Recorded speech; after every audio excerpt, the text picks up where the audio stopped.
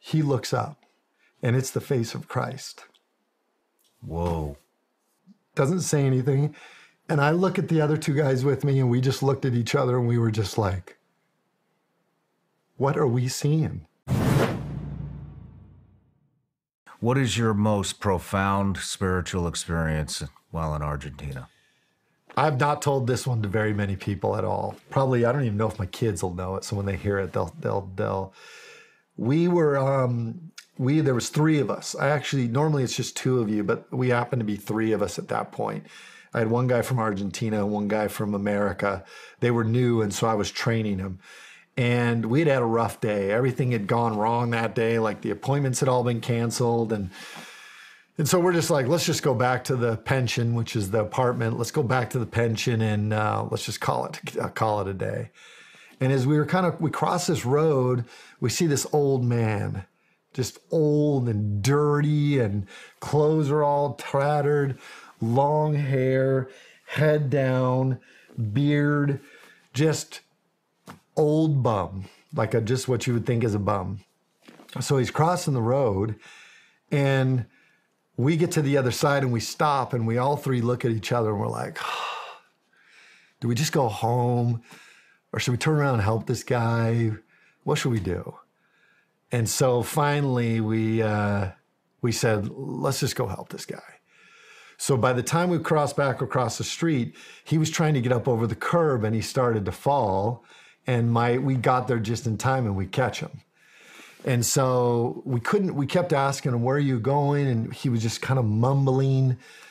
So there was for about 30, 40, maybe 30 yards away, there was a kiosk, which is where it's a little store in the side of a building, somebody's house, where they sell milk and candy and food. And so we start walking towards the kiosk, and it literally takes us 30 minutes or more to walk 30 yards because this guy can't walk. He's just shuffling along. And so by the time we get to this kiosk, the sun has gone down.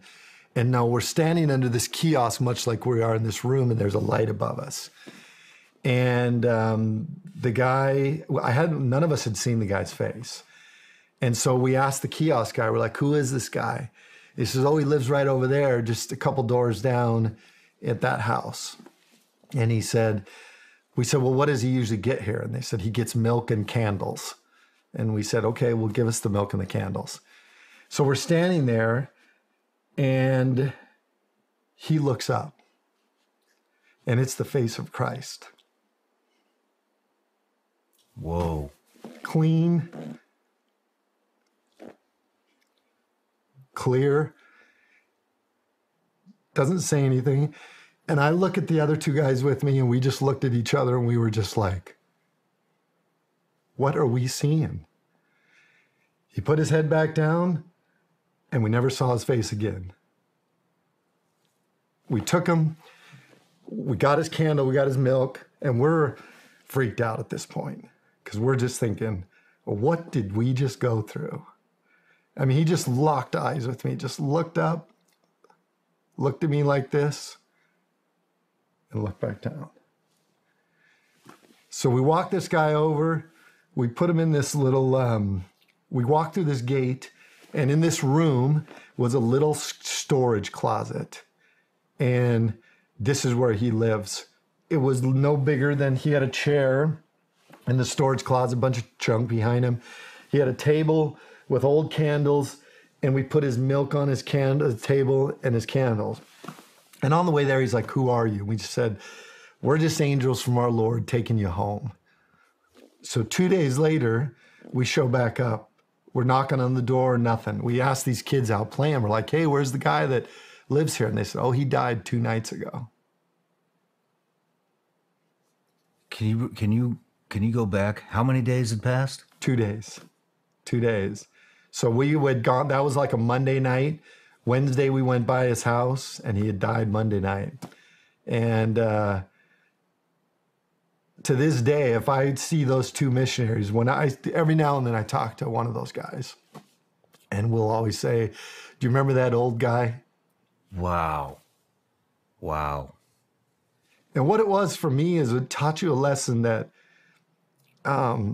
Christ is in the things that you least expect. God is in the things that you least expect. If you judge a book by its cover, if you see it for the dirtiness and the bum and the this and that, you miss the opportunities. You miss where Christ truly is. And for us, in that moment, you realize I'm going to treat everybody the same, because you never know who you're talking to. You never know who it is. It's a great lesson, man. And you can see why I don't tell the story very often. Yeah. That's profound. Wow.